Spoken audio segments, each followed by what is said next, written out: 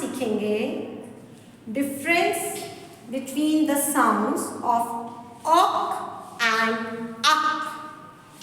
OCK is ok, ok, and UCK is ak.